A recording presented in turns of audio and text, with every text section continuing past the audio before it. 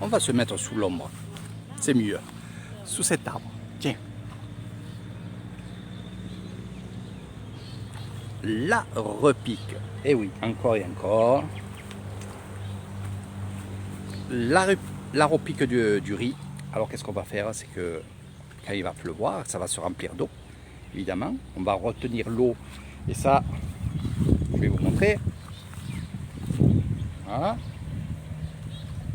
Alors, quand il y a trop d'eau ici et pas assez dans ce terrain-là, qu'est-ce qu'on va faire? On va ouvrir un petit peu ici pour que l'eau elle puisse évacuer et aller remplir la rizière d'à côté. Hein? Donc ça, c'est eux qui gèrent ces fonctions du temps. Pourquoi on repique? Alors vous voyez qu'il y a beaucoup de riz sur le côté. Voilà. Et ici, eh ben, ça n'a pas poussé. Alors pourquoi? Parce que je le sais, parce que c'est cousins et cousines qui sont là en train de travailler. Donc, malheureusement pour eux, c'est que quand ils ont semé le riz, donc à la volée, c'est-à-dire ils mettent le riz dans un seau. Ce seau, bien sûr, est sur eux, et ils vont, avec des poignées de riz, ils vont voler le riz. Eux, ils disent voler le riz, ça veut dire envoler le riz sur la terre, donc semer le riz, hein, évidemment. Et le soir même, ça a plu, donc évidemment, où ça fait des cuvettes d'eau. Le riz n'a pas poussé parce qu'il s'est noyé, il a pourri. Donc c'est ce qui est arrivé ici. Mais sur les côtés où il y avait moins d'eau, parce que là il y a moins d'eau que dans cette cuvette, vous voyez, la profondeur c'est pas la même. Voilà, on peut constater ça. C'est que le terrain n'a pas été vraiment très bien préparé, droit. Et il faut que le terrain soit bien droit. Et ça fait que ça n'a pas poussé. Et qu'est-ce qu'on va faire? On va récupérer du riz de côté, mais c'est pas ce qu'ils ont fait eux. Eux, ils ont carrément acheté les bottes qui coûtent 9 bahts. Et c'est vrai que des fois, ça peut être un peu moins cher que ça, parce que s'ils en prennent beaucoup, sinon c'est 9 bahts. Hein, voilà. Et ils vont planter le riz, voilà, avec le pouce. Alors il y a une technique. Et par contre, regardez bien, je ne sais pas si vous voyez avec la vidéo, mais déjà je vous le dis. On va incliner d'un côté le riz, on ne va pas le mettre droit.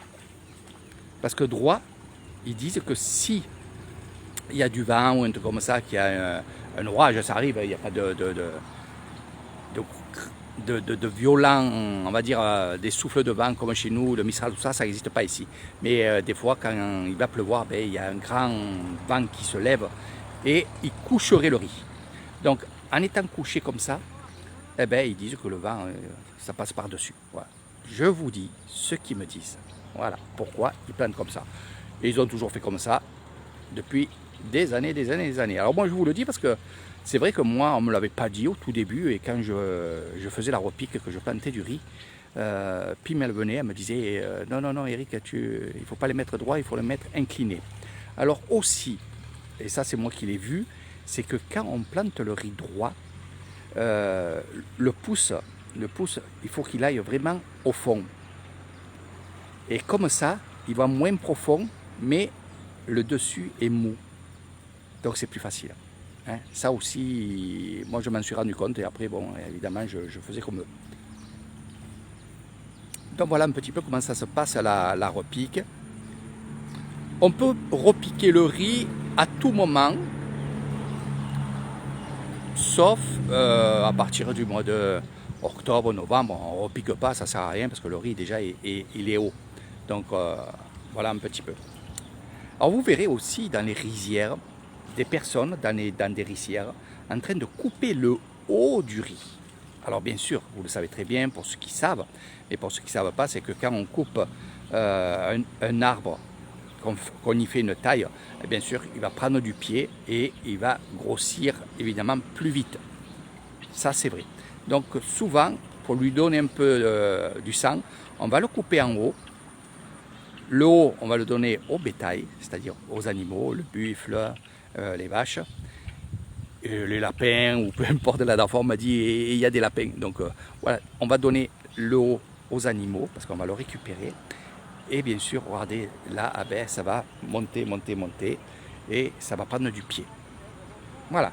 pourquoi vous verrez des gens couper le riz. Parce qu'il y en a qui me disent, mais ils coupent le riz. Non, non, ils coupent la plante, le riz n'est pas encore là.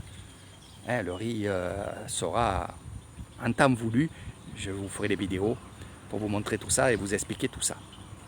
Voilà un petit peu comment ça se passe pour le riz, pour la replante. Donc la mère elle est là, les deux filles sont là et le neveu est là. Donc un des fils de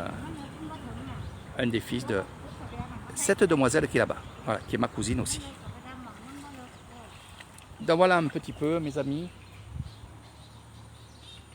C'est super, c'est super. Donc ça c'est le riz gluant qu'on est en train de planter. On a 4 parcelles. Je suis derrière les bungalows. Voilà. Donc ces 4 parcelles,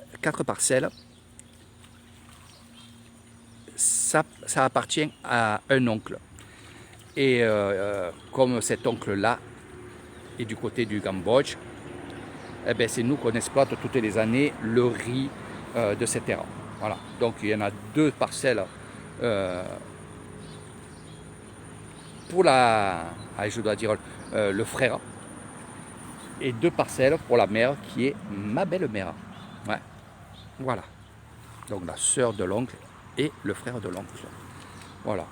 Bon, en échange, on ne lui donne pas du riz parce qu'il en a aussi là-bas, il n'en a pas besoin. Voilà, c'est juste pour exploiter le terrain. Voilà mes amis, si vous avez des questions, je suis là, je vous répondrai. Si vous voulez venir planter le riz avec plaisir, venez voir Eric Thailand et vous allez vous régaler. Donc, pour ceux qui vont me poser la question, je préfère répondre rapidement.